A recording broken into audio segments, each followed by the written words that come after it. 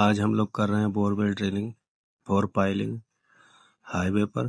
ये 26 मीटर गहरा बोरवेल है। इसमें पाइलिंग होगी। ये हाईवे पर ओवर ब्रिज बनेगा। ये सितारगंज के रुद्रपुर चौराहे पर है, एसएच हॉस्पिटल के सामने।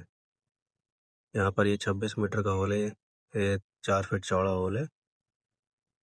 ये है SH hospital Sitarganj multi specialist. ये हाईवे से ओवर ब्रिज जाएगा। इसके लिए हम बोरवेल कर रहे हैं। ये हम 3 दिन से।